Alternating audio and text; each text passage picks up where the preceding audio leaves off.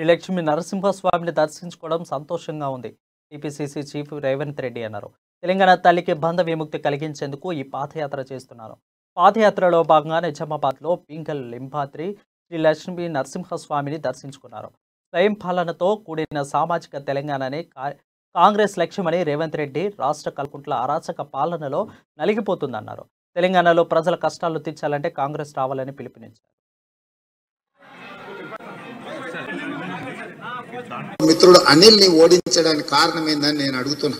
ఈ ప్రాంత రైతులను ఆదుకోవాలని ఆలోచన చేయడం కాంగ్రెస్ పార్టీ చేసిన తప్ప 60 సంవత్సరాల సుదీర్ఘ పోరాటాన్ని, విద్యార్థుల ఆత్మ బలిదానాలను, ఉద్యమకారులను, నిరుద్యోగ యువకులను దృష్టిలో పెట్టుకొని రాజకీయంగా తీవ్ర మాటుపోట్లను ఎదుర్కొని పూర్తి స్థాయిలో నష్టానికి లోనైన తెలంగాణ రాష్ట్రం ఇవ్వడమే కాంగ్రెస్ పార్టీ చేసిన నేరమా అని చెప్పి నేను ఈ ప్రాంత రైతాంగాన్ని నేను అడగదలుచుకున్నాను. చైతన్యం కలిగిన రైతులారా, మీరు ఆలోచన చేయండి. నిర్ణయం మీ చేతిలో ఉంది. ఈ ప్రాంతము చైతన్యానికి మారు పేరు. ఈ ప్రాంత రైతులు అనుకుంటే సాధించలేనిది లేదు. మరి ఇవాళ తెలంగాణ రాష్ట్రంలో మార్పు రావాల్సిన అవసరం లేదా? ఈ ప్రాంత రైతులు నిర్ణయం తీసుకొని ముందుకు రావాలి.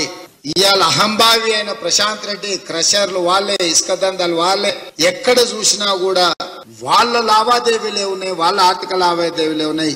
ఈ ఉమ్మడి నిజామాబాద్ జిల్లాలో పోచారం శ్రీనివాసరెడ్డి కొడుకులు ఇసుక ర్యాంపులు పంచుకున్నారు, క్రషర్లు పంచుకున్నారు, కాంక్రీట్ పంచుకున్నారు. ఇక ఆ పక్కలో ఉన్నాడు ఆర్మూర్లో ఒక ఆయన, దండుపాలెం ముఠాకి నాయకుడు. అదే మీరు చెప్పటాన్ని.